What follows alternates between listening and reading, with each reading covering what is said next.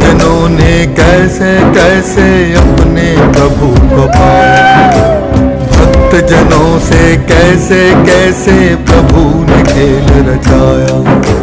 भक्त और भगवान के प्रेम का दर्शाती नाता,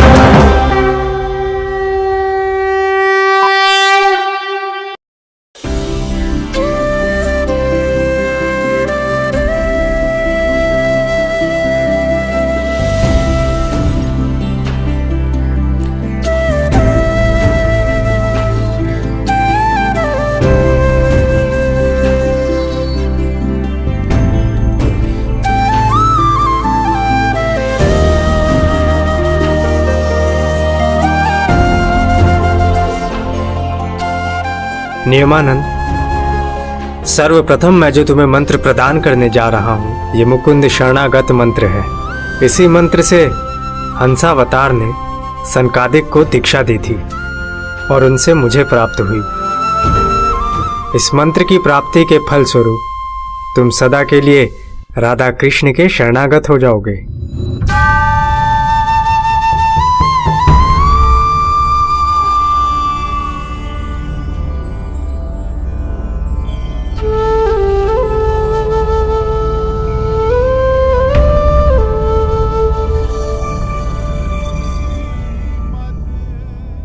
अब मैं तुम्हें गोपाल मंत्र प्रदान करूंगा। इस मंत्र का निष्ठापूर्वक जाप करने से लौकिक तथा प्रलौकिक दोनों फल ही मिलते हैं। जीवन मरण के चक्र से मुक्ति मिलती है। इससे भी बड़ा फल है, वृंदावन निकुंज की प्राप्ति होती है।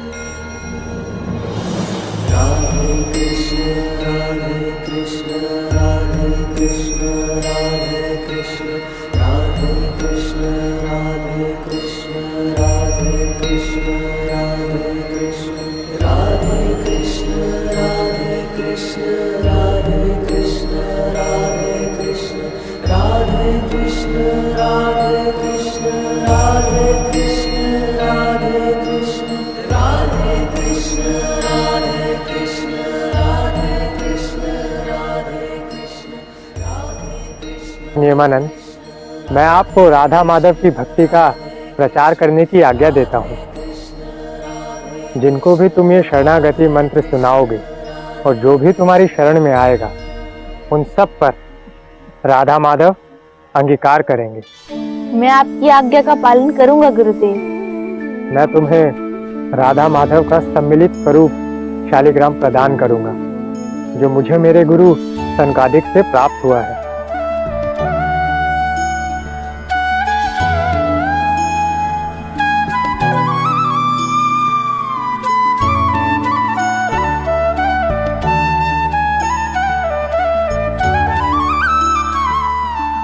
इनका नाम श्री राधा सर्वेश्वर है।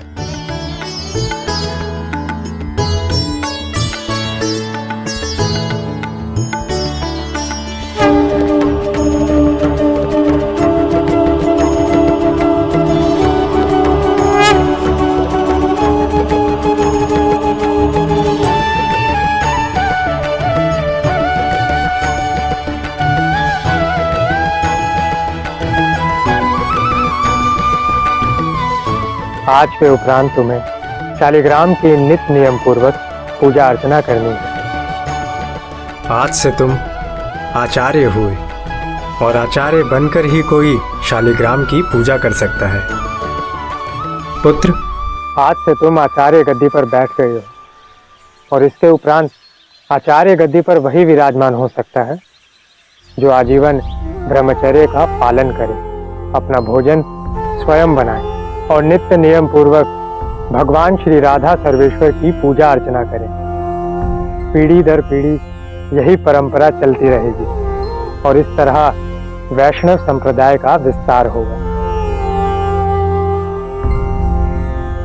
आज मैं गुरु कृपा पाकर धन्य हुआ गुरुदेव। जिस तत्व को वेदों में रस कहा गया है, वही रस तत्व हमारे श्री राधा सर्वेश्वर है। इस तत्व से बढ़कर कोई दूसरा तत्व नहीं है। ये तत्व अनादि अविनाशी है। इनकी उपासना केवल सखी भाव धारण करके ही की जा सकती है। इसीलिए सर्वप्रथम तुम्हें सखी भाव धारण करके ही इनकी सेवा में जाना है।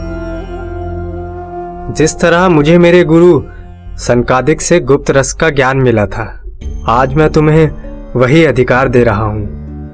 जी गुरुदेव। ये रस तुमको देकर मेरे हृदय में भी कमल खिल उठा है। मैं सदैव ही चिंतित था कि धरती पर राधा कृष्ण की युगल भक्ति का प्रचार प्रसार कौन करेगा। आज मेरी वो चिंता दूर हुई। अब तुम समस्त संसार में और पूरे भारतवर्ष में भ्रमण करते हुए वैष्णव धर्म का प्रचार प्रसार करो। हे गुरुदेव, कृपा करके राधा कृष्ण की महिमा का संपूर्ण वर्णन करें। पुत्र, इनकी महिमा का पूर्ण रूप से वर्णन तो किया ही नहीं जा सकता, किंतु गुरुओं से जो मैंने सुना है उसके अनुसार राधा कृष्ण दो अलग अलग सत्ता नहीं है, वरण एक है। अर्थात वे अनादि काल से हैं।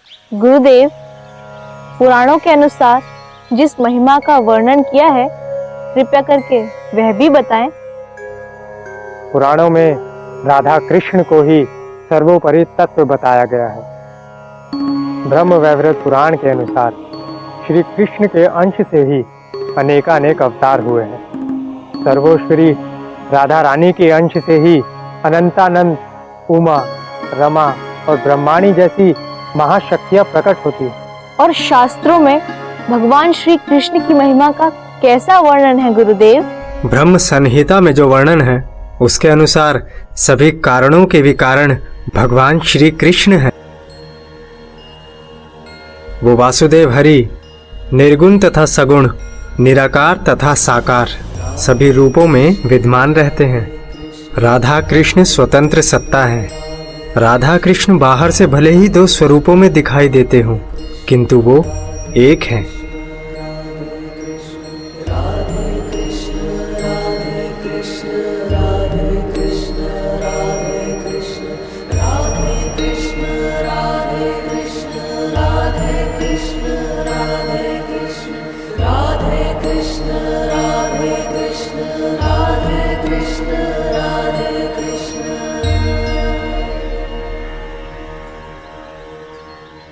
पुत्र, राधा कृष्ण की महिमा का संक्षिप्त ज्ञान मैंने तुम्हें दे दिया है। अब तुम्हें कुछ और जानना है तो कहो। गुरुदेव, ब्रह्म और जीव में क्या समानता है और क्या भेद है? पुत्र, ब्रह्म और जीव में भेद अभेद दोनों हैं। कहीं कहीं दोनों में समानता है और कहीं कहीं भेद भी है।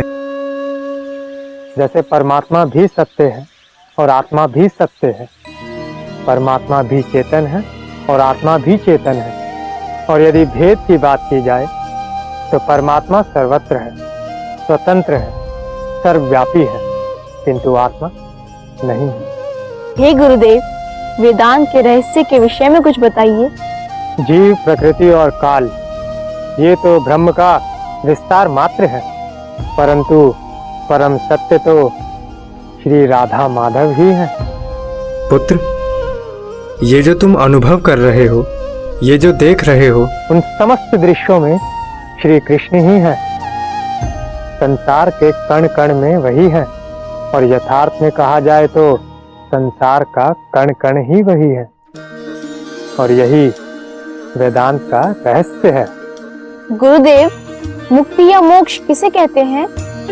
मनुष्य ने जिस समय काल, कर्म, स्वभाव और गुण इन चारों में से यदि किसी एक पर भी पार पा ले तो वो अवस्था मुक्ति है। इन चारों में सबसे आसान है कर्म से परे होना। और कर्म तीन प्रकार के होते हैं: संचित कर्म, प्रारब्ध और क्रियामान। क्रियामान कर्म अर्थात जो हम वर्तमान में कर रहे हैं। संचित कर्म हमारे वो कर्म हैं जो अनेकानेक जन्मों से इकट्ठे हुए कर्म हैं। और प्रारब्ध कर्म जो इस जन्म में भोगना है। तीनों कर्मों से ईश्वर की भक्ति के माध्यम से पार पाना ही मुक्ति है। गुरुवर, अनन्य भक्ति क्या है, वैराग्य और बंधन क्या है, और कैसे इसकी निवृत्ति हो? अनन्य का अर्थ होता है ना अन्य, अर्थात श्री कृष्ण ही हमारे इष्ट हैं। श्री कृष्ण के अलावा किसी और का आश्रय ना लेना ही अनन्य भक्ति है। किसी से आशा व कामना ना रखना भी वैराग्य है। संसार की किसी वस्तु पर आसक्त ना होना भी वैराग्य है। और सांसारिक सुखों का मोह ही बंधन है। इन सब से निवृत्ति पाने हेतु हरि शरणागत और गुरु कृपा ही उपाय है, दूसरा कोई नहीं।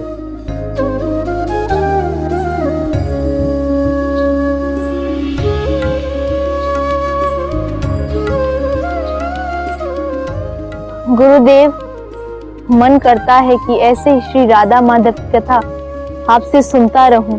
मेरा मन तृप्त नहीं हो रहा है। नदी रूपी आपके वचन समुद्र समान मेरे मन में समा रहे हैं, फिर भी मुझे और सुनने की इच्छा है। गुरुदेव, कृपा करके युगल स्वरूप शालिग्राम की कथा सुनाइए। मैं उनका इतिहास जानना चाहता हूँ। कृपा करके बताइए गुरुदेव। अवश्य नियमानंद, अब जो मैं तुम्हें सुनाने जा रहा हूँ वहीं पर इस संप्रदाय की नींव पड़ी। एक समय की बात है। सतयुग में पुष्कर सरोवर पर एक घटना घटित हुई थी।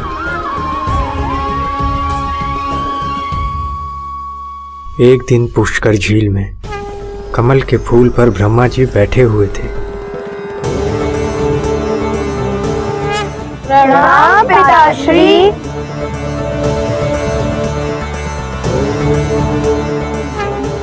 कल्याण। हे ब्रह्मपिता, हम चारों के मन में प्रश्न है। कहो पुत्र, क्या प्रश्न है? क्या आप हमें बता सकते हैं कि मन सांसारिक विषयों पर इतना आसक्त क्यों हो जाता है?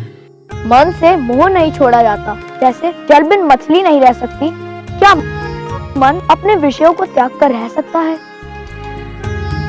मन की इच्छाएं कभी समाप्त क्यों नहीं हो सकती? हे पिताश्री, चित्त विषयों में इतना रम गया है कि चित्त और विषय में अंतर करना जटिल हो गया है। चित्त को विषय से कैसे दूर किया जाए, इसका उपाय बताएं।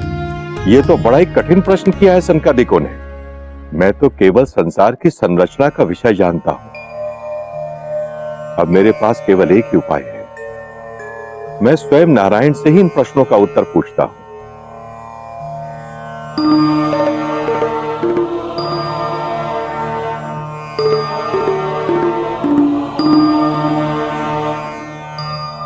हे नारायण, मेरी दुविधा दूर कीजिए।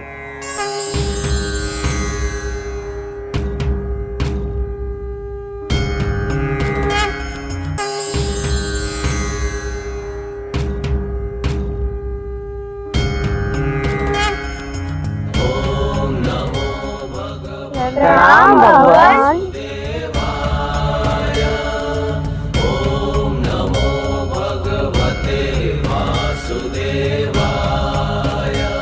आपके इस नए रूप हंसावतार को मेरा प्रणाम वासुदेव।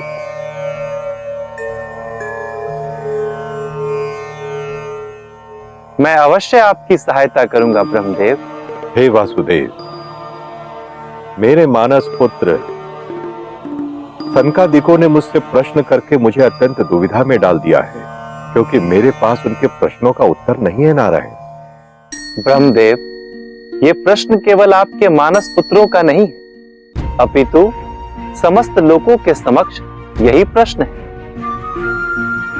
जिनका उत्तर देना बहुत आवश्यक है। हे नारायण, अब आप ही सनकादिकों का मार्गदर्शन करें। कदाचित जगत का कल्याण भी इन प्रश्नों के उत्तर से ही संभव है।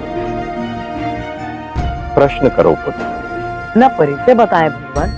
यदि परमार्थ की दृष्टि से देखें तो सभी की आत्मा एक जैसी, और यदि शरीर की दृष्टि से देखें तो सभी का शरीर पंच भौतिक ही है। तो दोनों ही दृष्टि से आप में और मुझ में कोई भेद नहीं। तो आपने जो प्रश्न किया है वो केवल व्यवहार मात्र है, तब भी मैं आपके प्रश्न का उत्तर दूंगा। ये सत्य है कि चित्त विषयों का चिंतन करते करते विषयकार हो जाते हैं और विषय चित्त में प्रविष्ट हो जाते हैं। परम सत्य ये है कि ना तुम विषय हो और ना ही चित्त। तुम इन दोनों से परे ज्ञान स्वरूप आत्मा हो। और यदि तुम इस ज्ञान को दृढ़ता पूर्वक धारण करोगे तो विषय और चित्त दोनों से मुक्त हो जाओगे।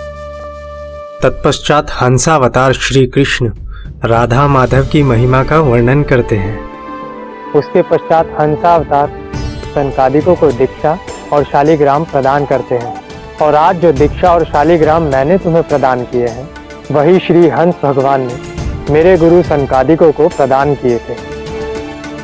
उन्हीं के द्वारा सनकादिक परंपरा की स्थापना हुई है।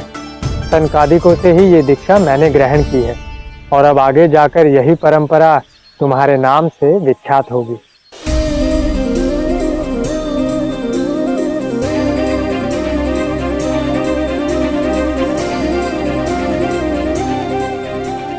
कल्याण हो।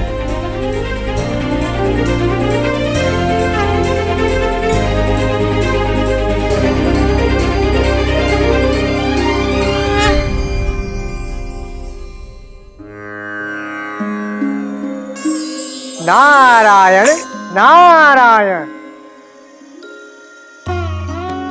प्रणाम पिताश्री। कल्याण हो पुत्र। पिताश्री, आज ऐसी परम संतुष्टि की अनुभूति हो रही है जिसकी मैंने कभी कल्पना ही नहीं की थी। नियमानंद जैसा शिष्य पाकर मैं धन्य हो गया। नारद, तुम्हारे मुख से तुम्हारे शिष्य की इतनी प्रशंसा सुनकर मेरा मन भी उसके विषय में जानने को उत्सुक हो रहा है पुत्र। पिताश्री, नियमानंद जैसा शिष्य तीनों लोकों में नहीं है। वो कोई साधारण मनुष्य नहीं है, वरन स्वयं साक्षात सुदर्शन चक्र के अवतार हैं, जिन्होंने पृथ्वी पर धर्म के प्रचार प्रसार के लिए अवतार लिया है। सुदर्शन चक्र ने अवतार लिया और मुझे ज्ञात ही नहीं। मृत्युलोक में सभी प्राणियों का जन्म मेरी इच्छा अनुसार होता है, किंतु धरती पर एक अवतार हुआ है और मुझे इसका भान ही नहीं। मैं तो नारायण की प्रत्येक लीला में सम्मिलित होता हूं, तो ये उनकी कौन सी लीला है? मैं भी तो देखूं वे अपनी दिव्य शक्तियों के माध्यम से किस प्रकार मानव जाति का कल्याण कर रहे हैं। अब तो उनकी परीक्षा लेनी ही होगी। किस सोच में पड़ गए पिताश्री? कुछ नहीं पुत्र, बस तुम्हारी प्रसन्नता देखकर मेरा मन भी प्रसन्न हो उठा है।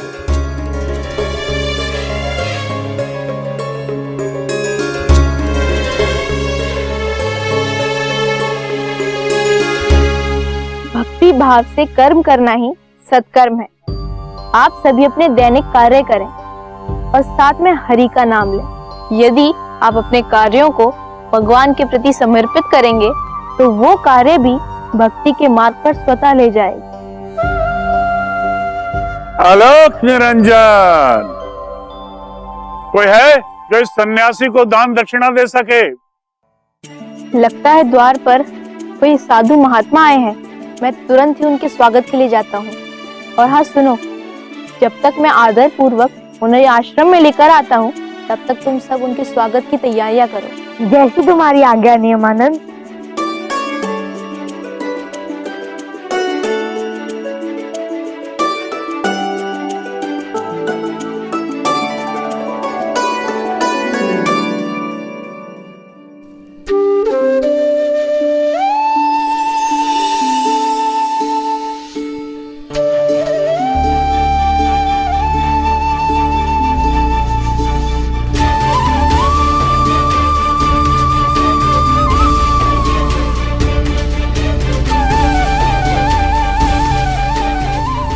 प्रणाम महात्मन। कल्याण। ये परम सौभाग्य की बात है कि आप हमारे आश्रम में पधारे। ये दास नियमानंद आपका स्वागत करता है। ये क्या, हमारे स्वागत के लिए बालक को भेज दिया? बालक, तुम्हारे माता पिता कहाँ हैं? हमारे स्वागत के लिए तो उन्हें आना चाहिए था। आप उचित कह रहे हैं महात्मन, किंतु मेरे पिता श्री गिरिराज गोवर्धन की परिक्रमा करने गए हैं और माता हरि सेवा में लीन है, इसलिए उनकी अनुपस्थिति में मुझे आपका स्वागत करने आना पड़ा। कृपया करके आश्रम में पधारिए महात्मन। उचित। पधारिए।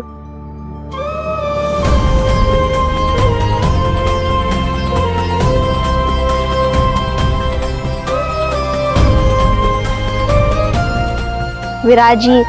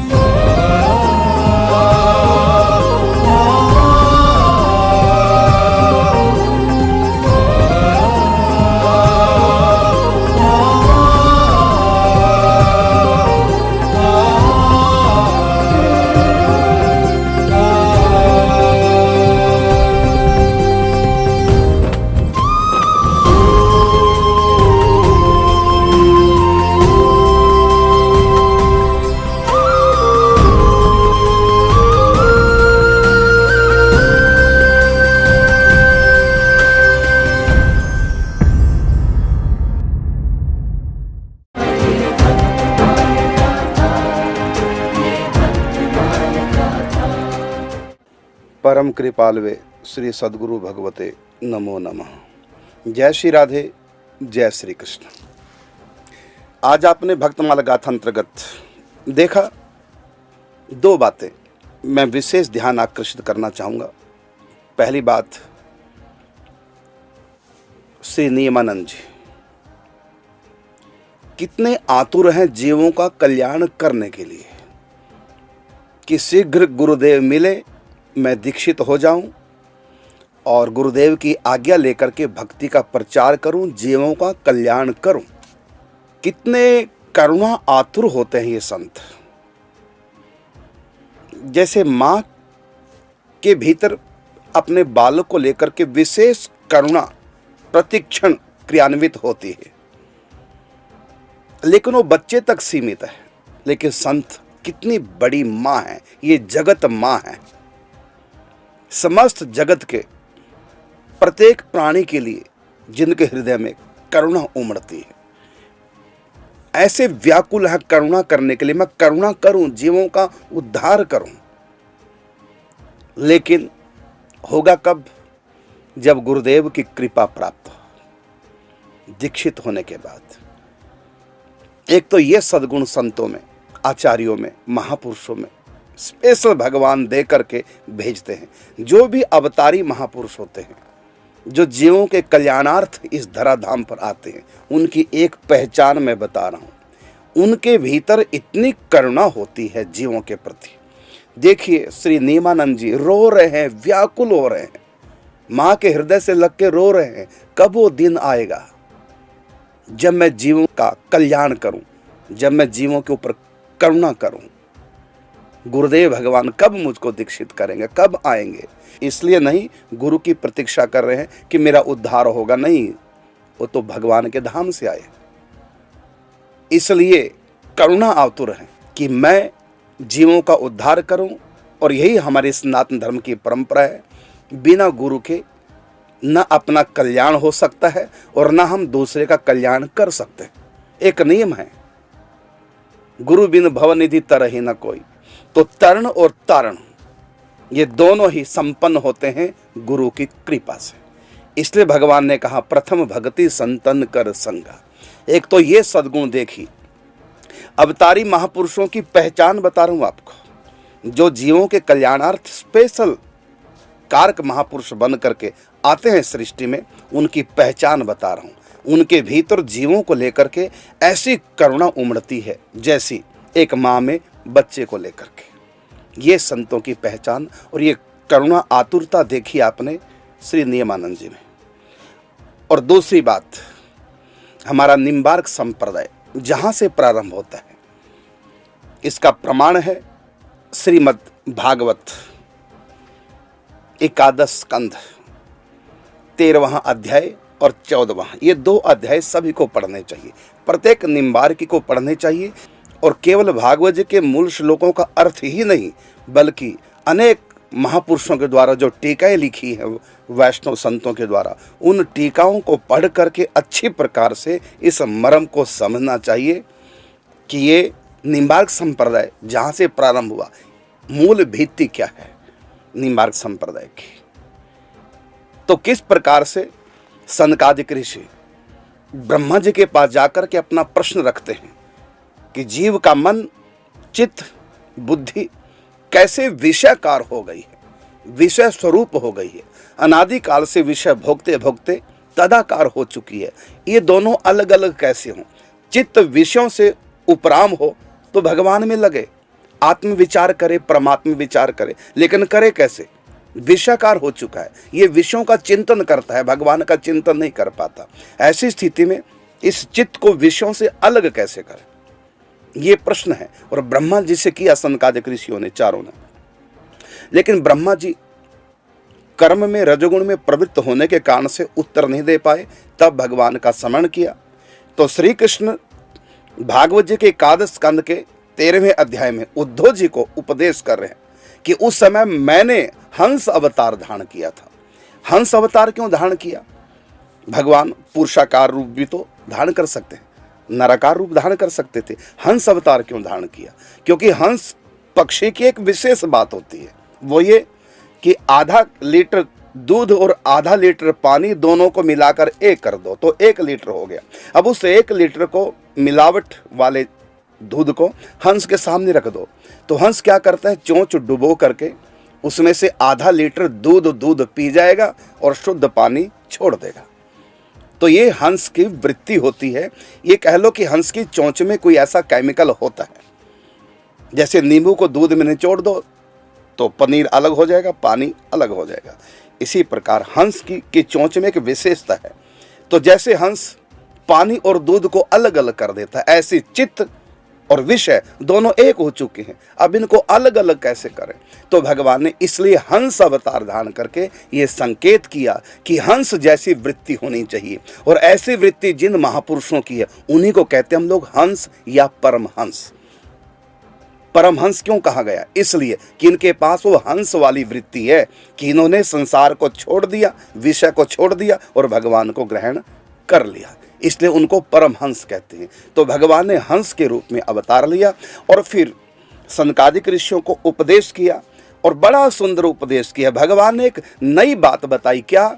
कि चित्त को और विषय को दोनों को अलग करने की आवश्यकता नहीं है। स्वयं तुम आत्मा हो, ना तुम विषय हो ना तुम चित्त हो, तुम आत्मा हो, मेरा अंश हो, मेरे समान हो, इसलिए आप दोनों से अलग हट जाओ। दोनों को अलग अलग करने की आवश्यकता नहीं, चित्त और विषय को दोनों को अलग नहीं करना, बल्कि स्वयं अपने आप को दोनों से अलग मानना, साक्षी भाव रखना कि ना मैं मन बुद्धि हूं और ना मैं विषय हूं, मैं आत्मा हूं और भगवान की हूं, भगवान मेरे प्रीतम है। तो इस प्रकार जब आप साक्षी भाव रख करके इन दोनों से अलग हो जाओगे और फिर अपने आप को मानोगे मेरा, और जब मेरेपन का भाव मेरे प्रति आपके मन में आएगा, जीवों के मन में आएगा, तो उस समय प्रीति होगी। और यही प्रेम है वैष्णव का धर्म और यहीं से निम्बार्क संप्रदाय का प्रारंभ होता है। तो भगवान ने दिव्य उपदेश किया और फिर उसकी व्याख्या जब पूछते हैं उद्धव जी भगवान से कि आपने हंस अवतार धारण करके जो सनकादिकों को उपदेश दिया भक्ति का, तो आपने कहा कि भक्ति निरपेक्ष होती है और ये स्वतंत्र साधन है, तो इसकी थोड़ा आप व्याख्या करके समझाएंगे। तब भगवान 14वें अध्याय में फिर पूरा भक्ति की और ध्यान की व्याख्या करते हैं। तो जैसे भगवान ने 14वें अध्याय में उद्धव को कहा, तो वो हम सबको पढ़ना चाहिए, सीखना चाहिए और उसी को आधार मान करके अपनी साधना में प्रवृत्त होना चाहिए। इस प्रकार ये दो उपदेश, एक तो आचार्य जब आते इस दुनिया में, कोई भी महापुरुष आता जीवों के कल्याणार्थ, उनमें एक विशेष गुण होता है, वो होती है करुणा आतुरता। जीवों के कल्याण की वो प्लानिंग बनाते हैं, कैसे जीवों का कल्याण हो, कैसे अधिक से अधिक हम इनके लिए कुछ करें तो ये पापों से बच करके, माया से बच करके भगवत प्राप्ति की तरफ जाएं। ये करुणा विशेष, जैसे माता पिता अपने बच्चे के लिए प्लानिंग बनाते रहते हैं, कैसे बच्चे को स्टैंड करना, कैसे बच्चे को योग्य बनाना है। इसी प्रकार अवतारी महापुरुषों की पहचान हो, प्रत्येक क्षण यही सोचते रहते हैं कैसे जीवों का उद्धार करना है, क्या करें हम इनके लिए जो इनका उद्धार हो। तो इस प्रकार करुणा लेकर के स्पेशल संत अवतार लेता है, यही करुणा उनमें विशेष गुण है। लेकिन जीव ऐसा अभागा है, उनकी करुणा से लाभ नहीं ले पाता। कहा ना कि श्रद्धावान लभते ज्ञानम तत्परः संयतेन्द्रिय। तो संतों की करुणा से लाभ लेने के लिए हमको कुछ करना होगा। क्या? सबसे पहली बात कि श्रद्धावान लभते ज्ञानम, हमको उन महापुरुषों के प्रति श्रद्धा करनी। लभते ज्ञानम, तब ज्ञान प्राप्त होगा। और कैसे ज्ञान को हम हजम कर पाएंगे संतों के दिए ज्ञान को? तो कहा तत्पर संयतेन्द्रिय, अर्थात हम उस कर्म में तत्पर हो जाए जो हमको दिया गया, जो साधना दी गई उसमें तत्पर हो जाए। और कैसे होंगे? तत्पर संयतेन्द्रिय, अर्थात अपनी इंद्रियों को समाहित कर करके और फिर लग जाए भगवान के भजन में, जो भी हमको संतों से प्राप्त हुआ।